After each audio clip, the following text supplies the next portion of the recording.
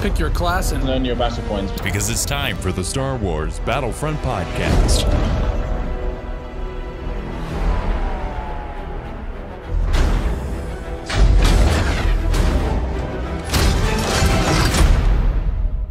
Welcome to episode 163 of the Star Wars Battlefront podcast. I'm your host, Sage Goodwin, joined by my brother and co-host, Sam Goodwin.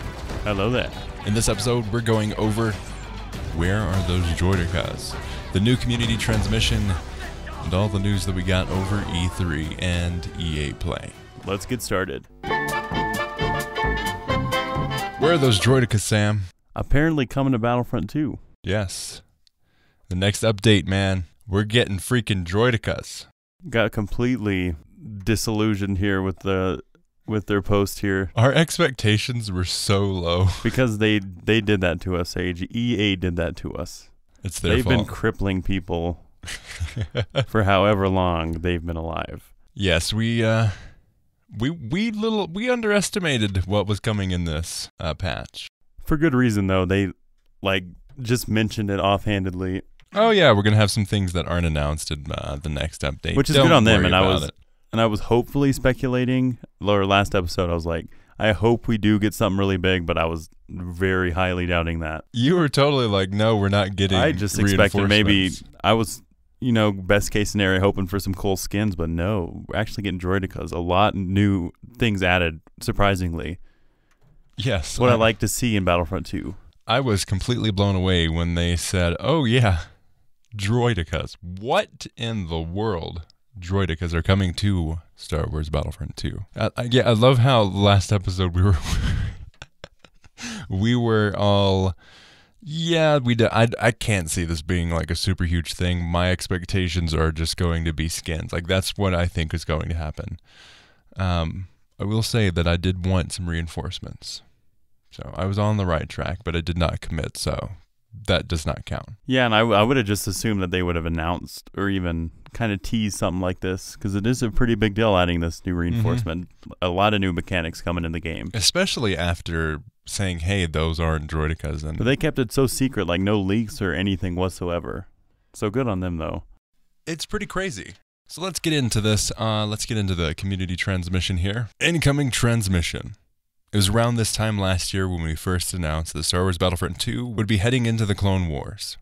We've since been to Geonosis, new reinforcements and heroes have been joined the ranks, and the war between the Republic and Separatists continues to rage across the galaxy in capital supremacy. I mean, they're definitely making the time that we wait canon to the entire whole prequel era. That's for sure. The distance in between each movie is how long it takes for each update to happen. Basically, apparently, at least. The Clone Wars doesn't end here. Starting this month on June 26th to be precise, we have more Clone Wars content coming to Star Wars Battlefront 2 as part of the Where Are Those Droidekas update. So first off, we're getting the Capital Supremacy map in Naboo, where we'll actually have some street combat there. I'm actually very interested to see how they handle this. I mean, it actually does make a lot of sense, and I'm not sure why they haven't added that one yet.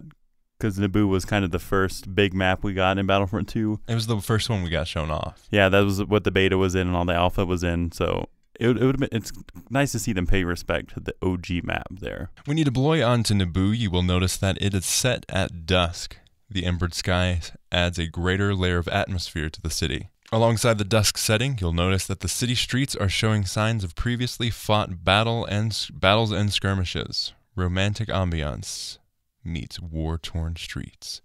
The entirety of the battle takes place within the city streets itself, making Naboo a great location for those wanting to experience urban conflict from within the Star Wars universe. So pretty cool there. I'm excited to see how they make it work.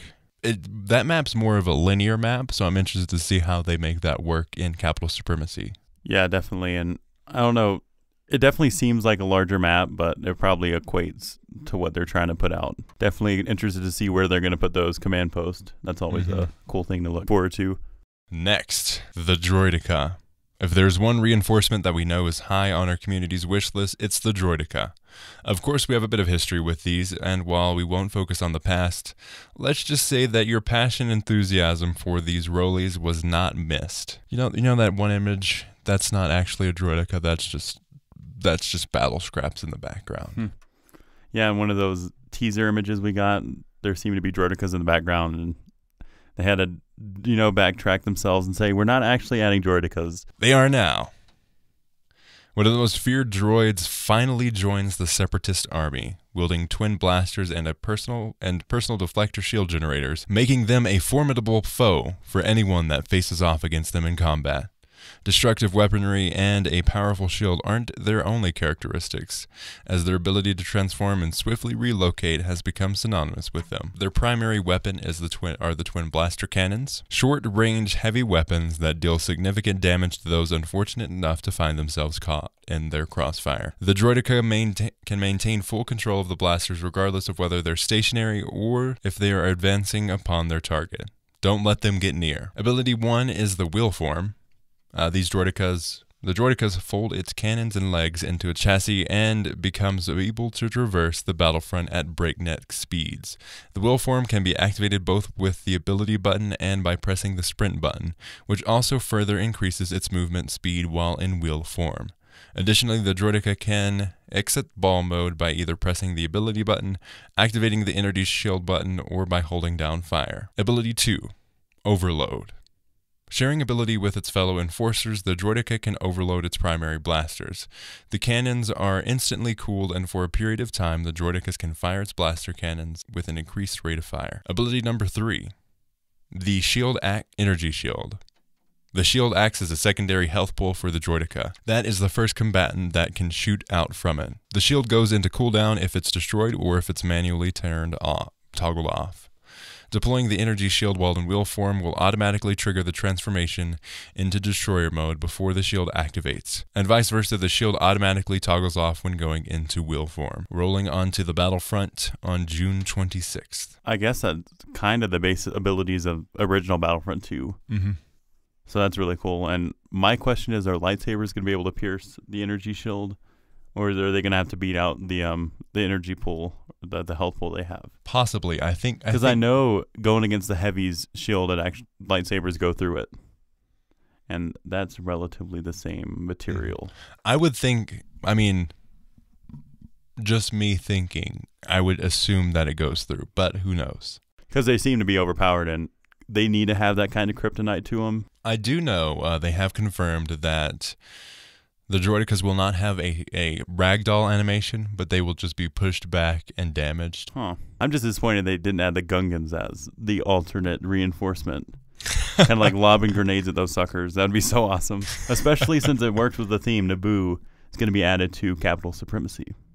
True. That could be a perfect tie-in. That would be the perfect tie-in there. An excuse to add the Gungans. famed Jar Jar Binks race. Jar Jar's not a hero. And then we'd eventually have all the code they needed to make Jar Jar a playable hero. No, they just or make villain Jar Jar a case. Reinforcement.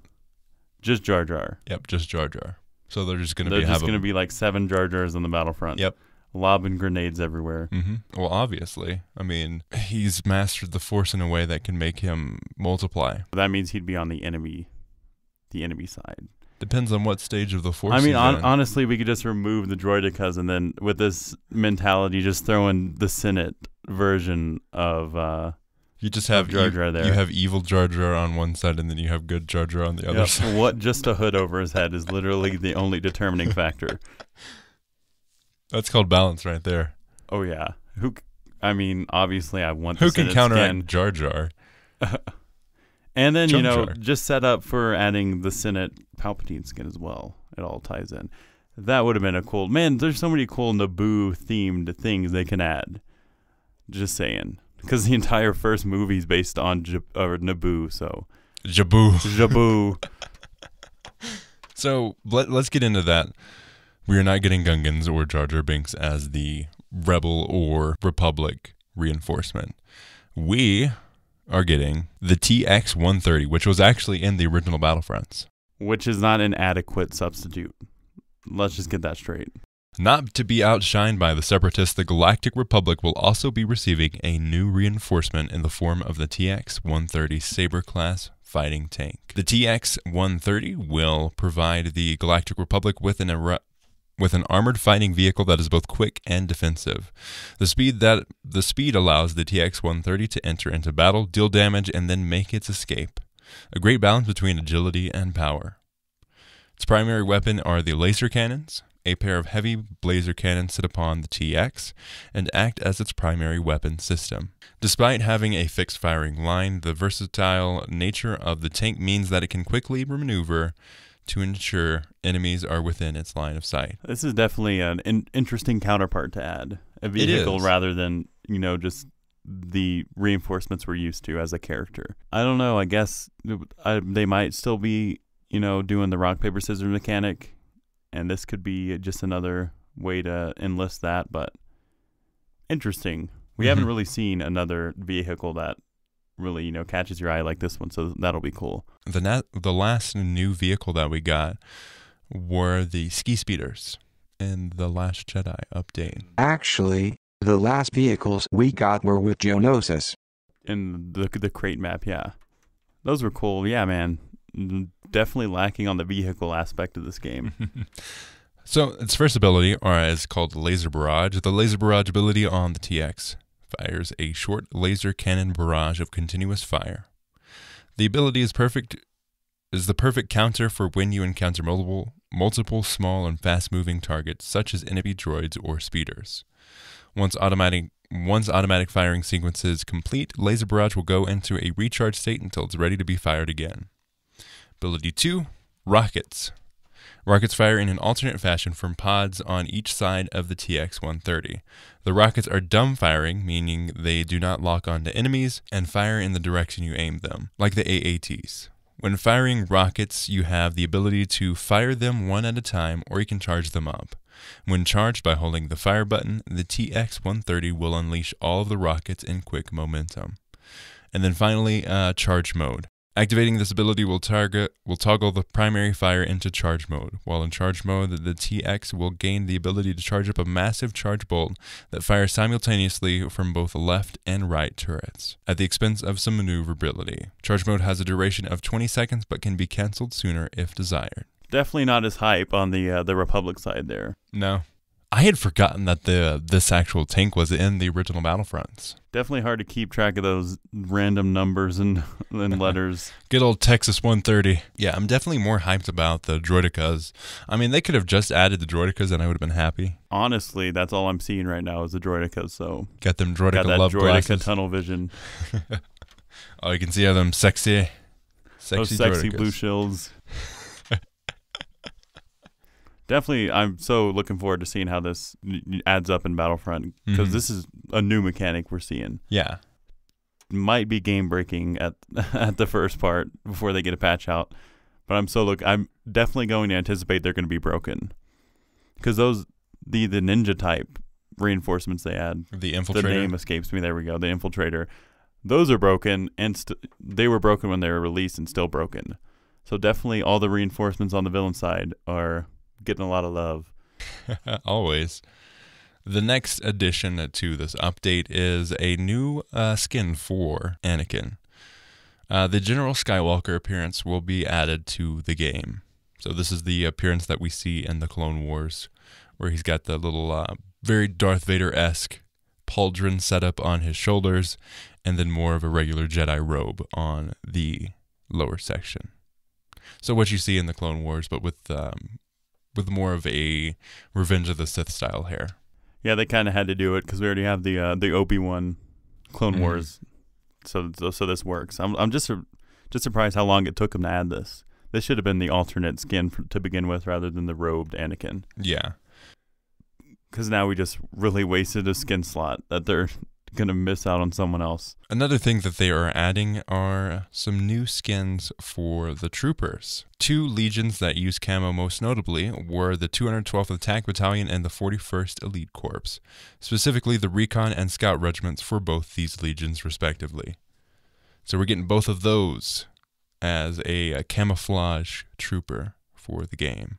Then we actually have confirmation of post-July content in the form of this community transmission. And all of the previous stuff will be added on June 26th. And this is I like to see him doing this because that's not that far away. Yeah. I like when they reserve information, and when they do release it, it's coming out in like a month, less than a month even. Mm-hmm. So you don't not waiting a few months when then they announce certain stuff. But you're also not getting it days before the release, which I'm happy about. Usually like an update will come and then like 2 days, if not a day before, we'll get the details for it. So this is nice getting a really meaty detail here, a lot of depth coming in through this transmission here. Let's get into a little further ahead. We've talked a bit about capital supremacy over the last few months. The feedback we've received has been hugely valuable, as has all the discussion around game modes in general. As we move through the summer, we plan to add new ways to play epic battles. For players who want something besides traditional PvP, we'll have more to share on this later in the year. Outside of the game modes, one of the most requested content additions come in the form of planets. Coming later this year will be a brand new planet to Star Wars Battlefront 2. The colorful jungle world of Felucia will be arriving later in 2019 and is being built for capital supremacy. We can't wait to take one of the most iconic planets of the Clone Wars era and bring it into the game. Before we get to all of that, in July we'll feature a month of weekly community quests themed around your favorite Clone Wars heroes and villains that will unlock new animated poses and voice-over lines for these characters. We'll be back in August to talk more about the new ways to play Felucia and more. Felucia's going to be awesome. I hope they have the insect things roaming around that killing would be people. Awesome. I would love to see just a passive thing like that. I don't know how likely it will be that we'll be getting that because probably not. Because with Geonosis we didn't get any passive Geonosians that really interacted with you. I don't know, but they said they're adding capital supremacy, and I hope they do galactic assault and kind of the way we saw it in Battlefront 2000 or Battlefront 2 original one, where you had that tank escorting throughout, because that would work really well. Mm-hmm. It's just a beautiful environment in Felucia. Be nice to see it now. Was it in the campaign? No, that was a different map. Yeah, it was very similar to Felucia in the sense of kind of exotic creatures there. Definitely a colorful world, so looking forward to that. And it's going to be awesome, and it'll feel a lot like original Battlefront 2 as well, especially with the Droidekas, with the tanks. And the command posts all around. That'll be awesome. Because I hope it's very similar to the Battlefront 2 map, because it'd be a nice throwback there. And then they kind of tease that mode that's coming out, not PvP oriented really. Not traditional PvP. I believe, no, I'm not 100% sure on this, but I believe it's like a PvE mode. That would be kind of cool. Huh. Titanfall 2 has a game mode where you and a few other people, I think it's 4, maybe 5 people, are in this hangar, and you have to protect a beacon from oncoming enemy targets that are all AI. So they're all computers. It would be very interesting to see something like that. I mean, this would be a good opportunity to add hunt, but true. But that is, I guess, in the format we want is more of a PvP based, because you'd be controlling the entities as well. Yeah. I don't know. I guess there could be kind of wave themed game mode with, certain native creatures, like you having the Wampa on Hoth. It would be pretty sweet. Because obviously all these planets have some sort of dangerous creature that we've seen in the films that could work out. But I feel like that would be more of like an offline type game mode. You could do squads. I could see that working. Yeah, it'd be cool if they added an infected mode, but then again, that's more of like a PvP type in the end. Definitely a lot of speculation there. It's very vague what they said. A multitude of things that could mean. I guess we don't really have anything that's not not traditional PvP. I guess Ewok Hunt would be the closest thing we have, but that's about it. Otherwise, it's strictly PvP unless you're going like the offline mode. Probably find something there, but yeah, definitely looking forward to that. Hopefully it's something really cool and neat that we're not used to. Definitely. So, in conclusion, for this section of the podcast, we've got Droidekas coming. We've got the TX-130 tank coming. We've got a new skin for Anakin. 2 new appearances for the clone troopers. When are the droids going to get some love on some customization? I mean, that's kind of the dilemma we had in Battlefront 2015, because the enemy side, the stormtroopers barely had any customization compared to all the rebel side. Mm-hmm. I just feel like the good guys, at least on the prequel sense, have way more, customization able, because you can just throw any color on that and call it some random number or letter, and you're set there. You could do something similar with the droids. Yeah, the droids are a kind of open palette that they could utilize. And then in August we will be getting Felucia, so that's great to see. I'm so glad that we've got a tease of what is going to be coming after July, after the stuff that we've gotten officially announced that said, hey, we've got content all the way through July, and that's as far as we got planned right now. So it's good to see that they're actually going to continue. Yeah, something to look forward to, definitely. And I already kind of knew that they were going to do support, but it's good to have it set in, stone, per se. Now, let's get into Jedi Fallen Order, which we got a lot of details, a lot of footage from that at EA Play and even E3. What was it, 15 minutes that we got all together? We got 15 minutes of gameplay, so a little mini mission of the game, and that's based on freeing some Wookiees on Kashyyyk. Really solid gameplay. I really like how it's not set like they were talking about in the playthrough there, because you can really just kind of customize your own kind of combos with that. Like he pushed the guy into the frozen blaster dart, and even down the line, it would be awesome seeing the main protagonist come into Battlefront. That would be awesome. There's obviously going to be an antagonist, so that could always, add with him. Her, rather. She is a Inquisitor, right. I believe. Yeah, so whenever a Star Wars game comes out, it's kind of like they should definitely add that to Battlefront 2. That would be a great because the campaign, I feel like, kind of is separate from the game itself. So I feel like adding Iden Versio is kind of the same type as adding. Obviously doesn't equate in the same way, but kind of similar in its core mechanics. It's not extremely feasible because Jedi Fallen Order is developed in the Unreal Engine. Yeah, in a different engine. While Battlefront 2 is in the Frostbite. So we'll see how that goes. But I do agree. And obviously they can just use him as a reference and create him from scratch. Yeah. So let's give some background. So we've got Cal Kestis, who is a Jedi, and I'm using quotation marks here, Jedi, who is learning the path. He's force sensitive, and he has survived Order 66. He's going through, he's found some friends, and he's trying to learn from these people. At the point of this little slice that we got, it is him on Kashyyyk going around trying to free the Wookiees. He meets up Saw Gerrera, so that is a great little crossover there. And I believe in that it is actually voiced by Forrest Whitaker, because that was I think I was going on Google and I saw, don't quote me on that, but I believe he is actually voicing it. I did see that he tweeted, his actor, Forrest Whitaker, tweeted about Saw Gerrera continuing. I would love to see something like that. That would be great. Yeah, it's cool to see him tying in Saw Gerrera, because he was, I guess, kind of a recently developed character. We did see him in the Clone Wars, but definitely fleshed him out in Rogue One, so it's really cool to see him tying him that, especially now he's younger as well. Yeah. That's really cool. So that's awesome to see. Something that I just want to highlight, and I really appreciate, all of the promotions has been on this one little snippet of the game, which I love. I love that the promotion and the gameplay was on one section of the game, and even the promo video that they showed at E3, that Xbox's E3, was great to see. That it was just this slice of the game, and they didn't really get into anything else. So that's what I really appreciate. I'm very interested to see how the progression works, how the leveling of the character works, how the skill tree works, and how that all ties together in the game. Because they're definitely mentioning, getting those points. Like, the more villains you defeat, the more you get.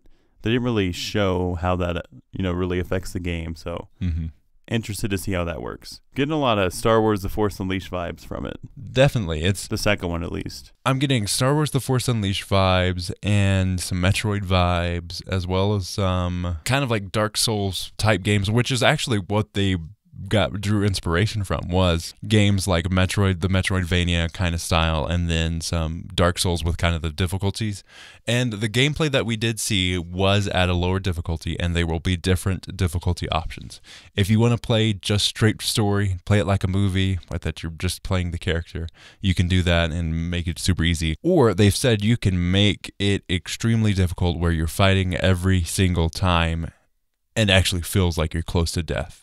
after each battle. Definitely seem it could be really hard. Like you said, it was on a lower difficulty, and he seemed to be struggling at some parts, at least with the amount of power the AI had and the Inquisitors and all that. Let's go into the Force Unleashed. So, most of the feedback on the game has been positive. There have been, I would like to preface this with, the game is still in production. There are going to be some visual issues. It's going to look better once it's released. A lot of people were complaining about blah, blah, blah. It doesn't look that great visually. I think it looks pretty good. Yeah, on par with what, games we're seeing nowadays. It captures that Star Wars feel very well. And I think that's a victory in and of itself. Interesting that you bring up the Force Unleashed, because that was something that a lot of people drew upon. Force Unleashed is a good game. But going back and playing it recently, it is not a masterpiece like everyone says. It is a great game, but it was a game that came out years ago. So, just because it's not exactly the Force Unleashed doesn't mean it's a bad game. It looks like a great successor to that kind of game that we haven't had since Force Unleashed. So I think that's where a lot of the comparison is drawn from, because that is the most recent iteration of a game like that we've had in Star Wars video games. Something's very interesting and I find very annoying. When EA got the license and Respawn was like, hey, we want to make a Star Wars game that's canon. We want it to be about lightsabers. The Lucasfilm Story Group looked at them like they were crazy and like, no, you're going to do a game about bounty hunters and something like that. They had to fight to be able to make this game, and they found it very difficult to get on the same ground as Lucasfilm. So I find that very, very frustrating, and I can only imagine during the game development be like, hey, we want to make a Star Wars game with lightsabers, and that's our specialty, that's what we do. And then be like, no, what about bounty hunters and first-person shooters? So they had to fight to be able to make this game. I mean, the last kind of story-driven thing we had was Battlefront 2's campaign, and that's more blaster forward. Mm-hmm. I think you played Luke one time, and that's about all you had with lightsaber combat. Yeah, so this is a specifically lightsaber-based character. This is a specifically lightsaber combat-based game. It's very interesting to see that. And also see the growth from a person who is struggling with hiding their identity because they're getting persecuted in this world because they thought all of the Jedi were gone and Order 66 happened. I love the moment in the trailer where he's like, should I save this person with my force powers, or should I just let him fall? I think that's very fascinating, and I hope that they continue with that story arc, because I think that would be great to see. And this is a story-based game, no microtransactions, no multiplayer.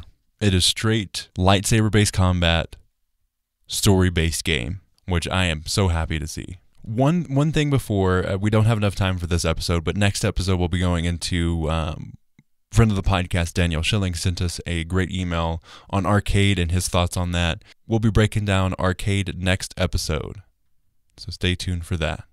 I think that's about it for this episode of the Star Wars Battlefront podcast. Thank you so much for listening. I've been your host, Sage Goodwin. And I'm Sam Goodwin. You can follow us on Twitter at SWB Podcast, twitter.com/SWB Podcast. Over this past week, we have been sick, as you can probably tell from our voices, but on Twitter, we were quite active. I was keeping everyone up to date on the things that were happening at EA Play, at E3, thoughts on everything, retweeting comments and stuff from the developers and people who have played on Jedi Fallen Order. So definitely give us a follow there if you are interested in that and keeping up to date when stuff like this happens. You can support us on Patreon, patreon.com/battlefrontpodcast, or on PayPal, paypal.me/TieDyeSheep, TYEDYESHEEP. Our YouTube channel is youtube.com/The Star Wars Battlefront Podcast. Our Gmail is battlefrontpodcast@gmail.com. A great way to support the show completely free is by leaving a review on Apple Podcasts, iTunes, or wherever you listen to podcasts. It is greatly appreciated. As always, thanks for listening. And may the Force be with you. Huh.